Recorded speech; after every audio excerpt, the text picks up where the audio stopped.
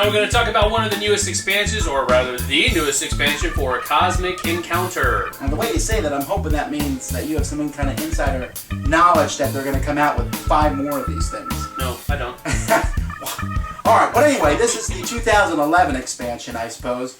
The Cosmic Conflict. What does it add? In brief, it adds another player, black, the color, adds 20 more aliens, and then adds this new deck that adds more chaos to the game, because as we all know, there wasn't any chaos to begin with. None whatsoever. I love Cosmic Encounter, so you can already tell that this review is not going to be a negative one. And if you don't know how to play Cosmic Encounter, I'd recommend that you go check that out before you see this, because we're just going to talk about the expansion here. Very cool. So here's what you get in this expansion. Basically, you get a new color, black. Woohoo! Which lets you play with black. And also, if you have the first expansion, you can now play with 7 players. If this is the only expansion you get, you can play with 6 players. So that's cool. 7 might be pushing how many players you can play with. Then there's this neat function here. This is called the Hazard deck, and this is something I actually like using quite a bit. When you turn over a Destiny card, this tells you who you're going to attack. Woohoo! But some Destiny cards have this already built in. Did not notice. There's this little funky looking thing around the outside. Ooh, that means draw a Hazard card. So you draw a Hazard card and do whatever it says. Like this one, during the encounter, if both main players reveal attack cards, add together the totals of both sides. If the combined total is over 25, both sides lose. Whoa! Well, that changes how you play the game. Or this one here, Sargasso Web. All cards played are removed from the game after taking effect. Well, that's going to make you think twice before playing. A Mirror Universe. Flip over the discard pile on the deck. The deck becomes a discard pile and vice versa. So, I mean, they all do things like that. None of them are really game-breaking. There's some powerful ones. There's a few that stay in play, like the Entropy Beast. Whenever he's in there, while he's in play, anytime a special or wild Destiny card is drawn, remove the planet with the most ships on it from the game. Sending all ships to the warp. So that really, really changes how the game works. But you don't have to play with this if you want, and I guess you could take out the really powerful ones. But overall, I think it adds a fun bit of chaos to the game. Alright, but we're really here to talk about the new aliens, right? Yes. So, there's 20 new aliens. Let's take a look at them briefly, and I'll tell you some of my favorites. Let's see.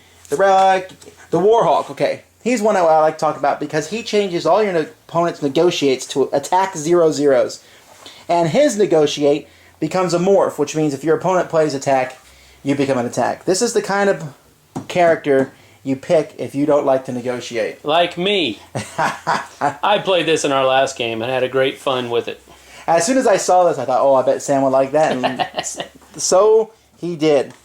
Let's see. The Visionary. We got the Trickster. And the Saboteur. And the Siren. I like the Siren. If you have a colony as defense, you can use this to force the gate to go to one of your home planets, and you become the defense. But if you win as defense, you get a planet of your choice on the opponent's home system. So the Siren calls people in, but to their deadly disaster. The Sadist likes to inflict pain upon other people.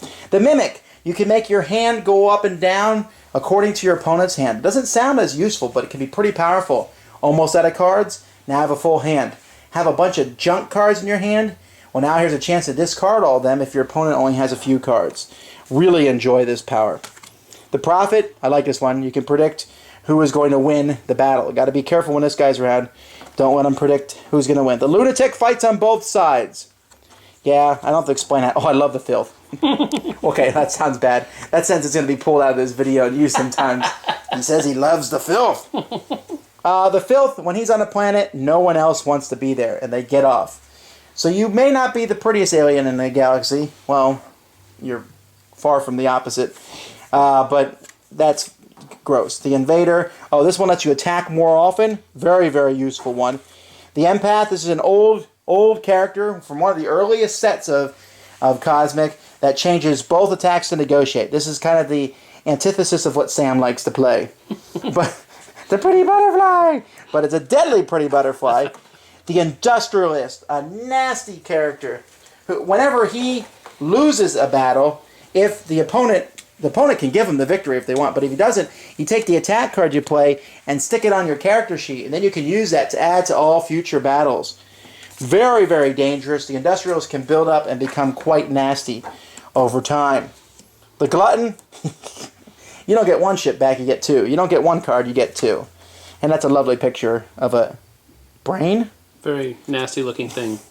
Graviton, that's one of those number ones. You can say ones or tens, and that's the digit you use on the attack cards. I love that sort of thing. Okay, here's the funniest card, I think, in the new one. The Claw.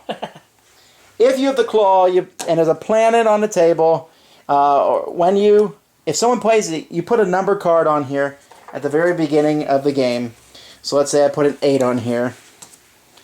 If someone else plays an 8 in any encounter, then the Claw activates. You come in, take a whole planet, take it back to your home system. It counts as an extra planet for you. Also, irritates everybody else whose planet you just stole out of their system. It's really funny. It inspires lots of jokes about the Claw, Dr. Claw, etc. Lots of fun. And then, one of my favorites, the Changeling, who basically can steal your cosmic power from you and take it himself. But then you get the Changeling, so you can steal it. This makes the game more chaotic, but I find it's a lot of fun. Yeah, it sounds very powerful, but it actually isn't. The only time it becomes very powerful is when you actually have the flare card that goes with it. When you're the Changeling and you have the Changeling flare card, then you can pick whose power you choose. You don't have to choose just the person you're fighting. So it sounds powerful, but it really isn't. It's actually a pretty cool alien. So overall, we're not going to cut out to the picture of ourselves. We'll just end it right here. I think this is a very good expansion. It adds a lot more, 20 more powers a game, adds a color black, and adds a destiny. I mean, if you like Cosmic, you're going to pick it up anyway. Right. But this is just kind of an overview for you to get thinking. Cosmic's my favorite game, so this is a no-brainer for me. Love this expansion. Yeah, Cosmic needed more aliens anyway, so, and I'm being very facetious with that, of course. But having 20 extras actually will help you with having more replayability with the game. So just 2 thumbs up from me. Great expansion. Good way to keep the game going. Ditto, doubled. Woohoo!